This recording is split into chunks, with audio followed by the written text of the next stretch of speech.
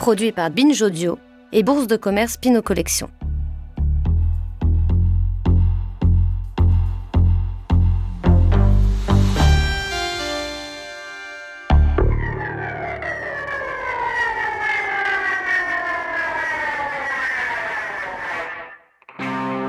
La rumeur bruise dans les rues du Lower East Side à Manhattan. Agnès serait partie. Elle a pris ses clics et ses claques et elle est partie. Personne ne sait où. On a bien essayé d'en savoir plus. On s'est rendu à la Pace Gallery, voir Arne Glimcher, son ami marchand d'art, mais il n'avait rien de plus à dire. Ah si, en partant, elle lui a confié son matériel de peinture pour qu'il le donne à un jeune artiste. Elle s'est débarrassée de ses pinceaux, de ses chevalets, de ses grattoirs. Elle a dit adieu à son art.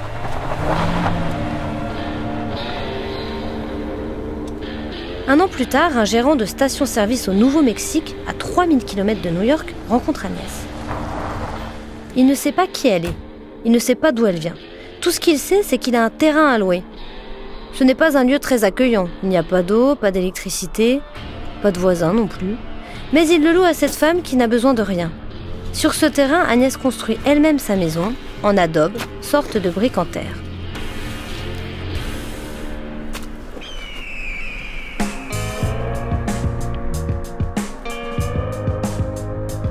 Les années passent, 7 exactement. Sans prévenir, Agnès débarque un jour dans la galerie d'Arne Glimcher, son ami new-yorkais. Elle lui propose de lui rendre visite au Nouveau-Mexique, dans ce lieu qu'elle a patiemment aménagé. Elle lui envoie une carte tracée à la main pour qu'il puisse s'y retrouver. La retrouver. Elle ajoute ces quelques mots. « Bring ice, thanks, Agnès. » Ramène de la glace, merci, Agnès. Pour boire l'apéro, c'est ça? Arne ne sait pas ce qu'il va trouver là-bas, mais il y va avec son associé. Et là, surprise, il découvre de nouvelles toiles, des tableaux composés de bandes horizontales ou verticales, alternant bleu clair glacé et rouge tirant vers le rose. L'émotion est immense. Ces toiles lumineuses et intenses le bouleversent. Il réalise qu'Agnès a repris ses pinceaux. Alors que personne ne l'espérait, elle a recommencé à peindre.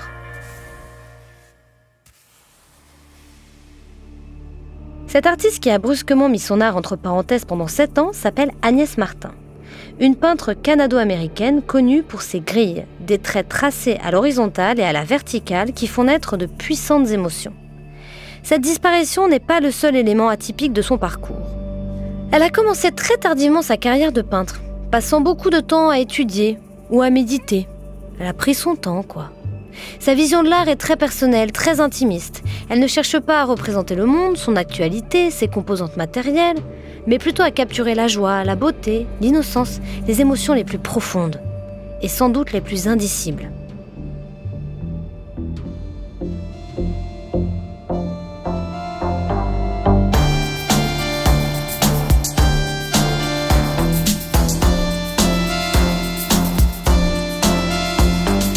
So every day I painted and I got closer and closer to abstract painting, but it took me 20 years.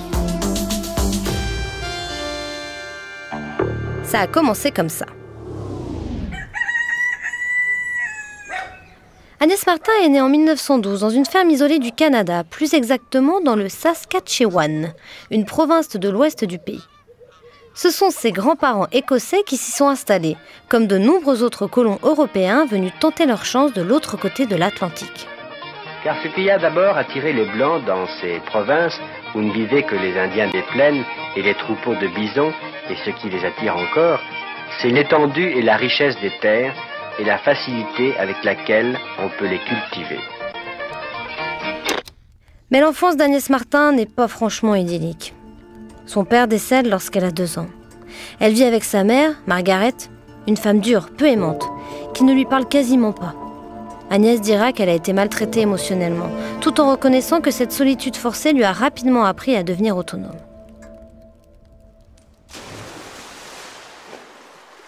La famille s'installe à Vancouver. Adolescente, Agnès Martin devient une excellente nageuse et manque de se qualifier dans l'équipe olympique canadienne de natation. Finalement, elle choisit d'étudier aux États-Unis et s'inscrit en 1941 à l'Université de Columbia à New York. Elle vit de petits boulots et s'initie à l'art moderne. Elle commence à envisager une vie d'artiste, mais prend son temps. Presque 15 ans. Tranquille. Avant d'obtenir une maîtrise en art moderne à une époque où l'expressionnisme abstrait est sur le devant de la scène.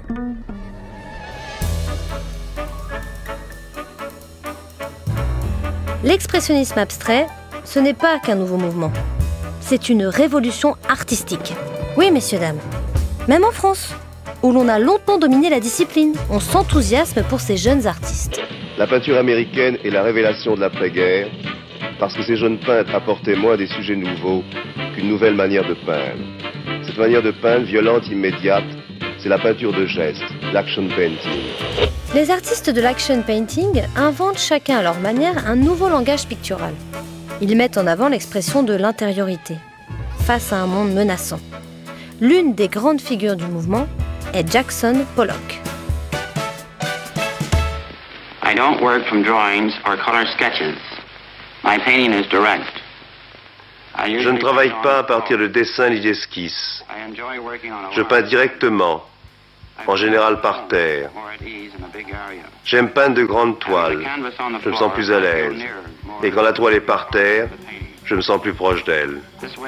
Comme cela, je peux tourner autour de la toile jusqu'à ce qu'elle soit finie. Ce que je veux, c'est d'exprimer ce que je ressens et non pas raconter mes sentiments.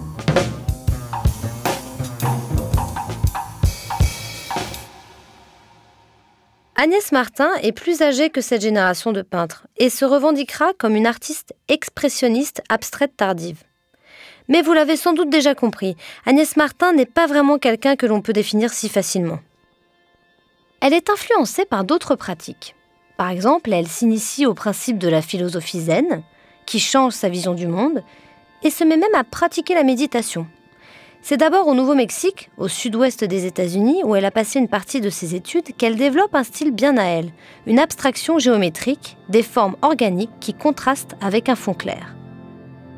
Repérée par l'une des galeristes les plus importantes de l'époque, Betty Parsons, elle revient s'installer à New York en 1957 à l'âge de 45 ans. Elle s'installe à Coenty Slip, un quartier d'entrepôt dans le sud de Manhattan, où elle vit avec une communauté d'artistes qui logent illégalement dans des studios délabrés et sans confort. Les quais offrent aux artistes quantité de débris et d'objets jetés qui peuvent servir à construire des œuvres d'art. Agnès Martin crée Cali en 1958, un assemblage de 7 morceaux en bois rectangulaires, créant une surface presque carrée.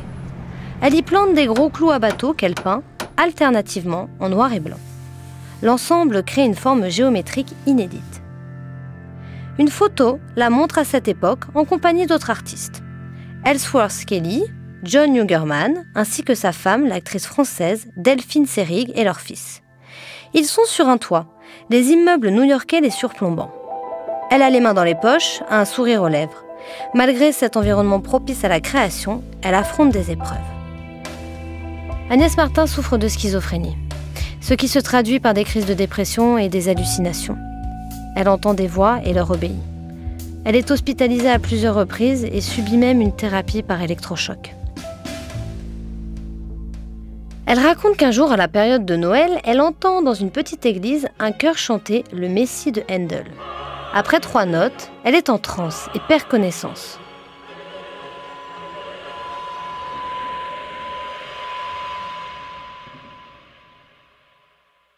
Je n'ai repris mes esprits qu'une fois la chose terminée. Je n'ai entendu que 3 notes, dira-t-elle. En 1964, elle crée The Tree, qui marque une étape importante de sa carrière d'artiste. I was sitting waiting for inspiration about innocence. J'étais assise, j'attendais une inspiration sur l'innocence. And into my mind there came a grid. Et puis, And the lines going this way, une grille lines est apparue dans mon esprit, avec des lignes allant dans ce sens et des lignes allant dans cet autre sens. Elles étaient innocentes. Elles avaient l'air innocentes.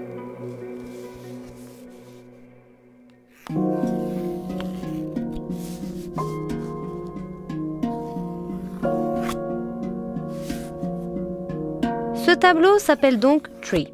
mais ne représente pas formellement un arbre. On peut voir une centaine de lignes horizontales et verticales sur un fond blanc cassé qui crée une multitude de petits rectangles, certains plus sombres que d'autres, car elle les fonce au crayon. Ce n'est pas la forme de l'arbre que l'on regarde, c'est le sentiment, l'émotion qu'il lui procure. Ces tableaux de grille représentent pour elle le début de sa carrière. Tout ce qui précède lui paraît mineur, à tel point qu'elle essaiera toujours de détruire ses œuvres antérieures quand ce sera possible.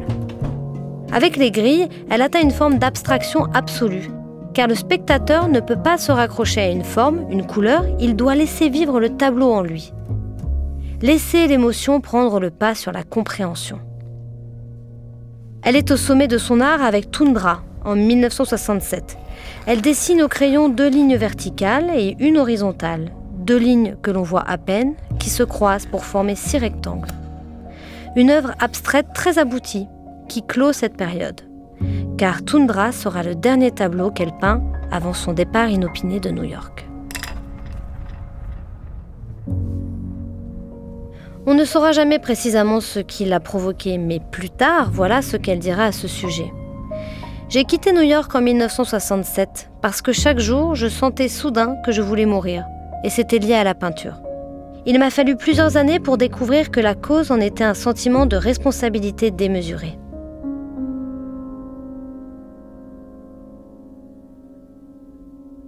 Lorsqu'on la redécouvre en 1974, les grilles ont disparu, mais leur inspiration est bien là. Les traits de crayon ont laissé la place à des bandes, et au lieu du gris, du blanc, du brun, sa palette s'illumine. On découvre désormais dans son travail des couleurs pastel, rose, bleu, jaune, probablement en rapport avec la lumière du Nouveau-Mexique, où elle s'est installée pendant toutes ces années. Au Nouveau-Mexique, elle s'est imposée une vie d'ascète, sans électricité ni téléphone. Au cours d'un hiver, elle s'est imposée de ne manger que des tomates, des noix et du fromage à pâte dure. Les voix ont continué, lui interdisant notamment d'écouter les musiques qui la bouleversaient le plus, ou de prendre un animal de compagnie.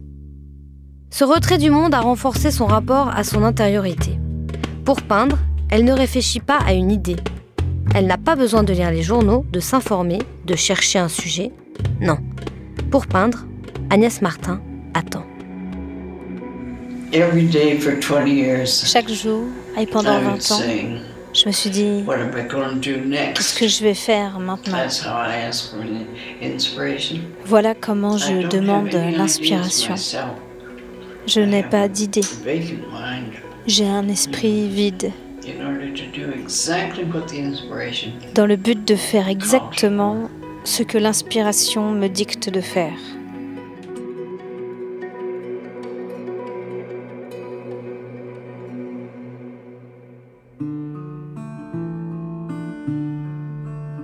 Cette inspiration prend la forme d'une vision, une minuscule version en couleur du tableau à venir. Ensuite, elle le peint en agrandissant le plus rigoureusement possible ses mesures, calcul complexe à l'appui. Au Nouveau-Mexique, l'air est sec et l'acrylique sèche rapidement. Alors, son pinceau doit aller vite pour que la couleur soit la plus uniforme possible. En 1979, elle termine son premier ensemble, The Islands, 112, 12 tableaux toujours exposés ensemble. Au premier coup d'œil, on croirait 12 tableaux blancs, identiques. En réalité, de légères variations existent entre ces tableaux parcourus par des traits et des couleurs légères, que l'on décèle en prenant le temps de les contempler. Agnès Martin a souvent dit qu'elle vivait dos au monde.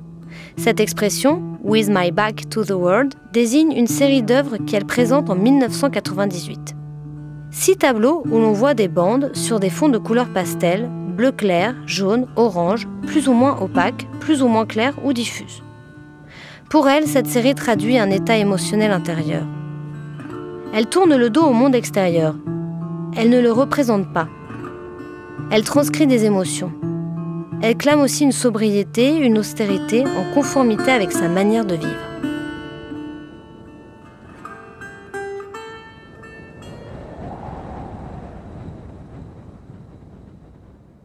Le galeriste qui a redécouvert Agnès Martin en 1974, c'est Arne Glimcher. ce marchand d'art galeriste raconte une anecdote qui résume l'esprit de l'artiste, cette philosophie du dos au monde qui traverse toute son œuvre. Ma petite fille devait avoir 11 ans et elle était dans l'appartement d'Agnès et il y avait une rose dans un vase. Et elle était fascinée par cette rose. Agnès l'a vue, a pris la rose. Il a demandé « Cette rose n'est-elle pas magnifique, Isabelle ?» Isabelle a répondu que si, la rose était très belle. Agnès a mis la rose dans son dos et a demandé « Est-ce que la rose est toujours aussi belle ?» Isabelle a répondu que oui, la rose était toujours aussi belle. Agnès lui a dit « Tu vois, la beauté, elle n'est pas dans la rose. La beauté, elle est dans ta tête. »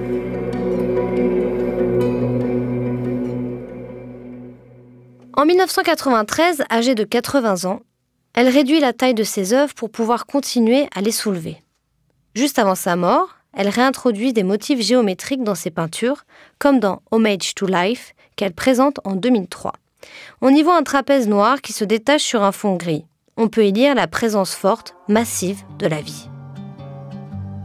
Avant de mourir, Agnès Martin a demandé à ses amis que ses cendres soient dispersées sous un abricotier du jardin du musée Harwood à Taos, au Nouveau-Mexique.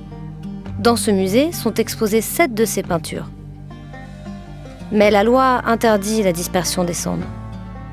Alors, au printemps suivant sa mort, plusieurs de ses amis se rassemblent et accèdent au jardin en escaladant le mur du musée.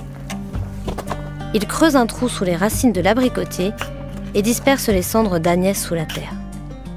Comme 40 ans plus tôt, Agnès Martin a quitté le monde. Mais elle l'a fait exactement comme elle le voulait.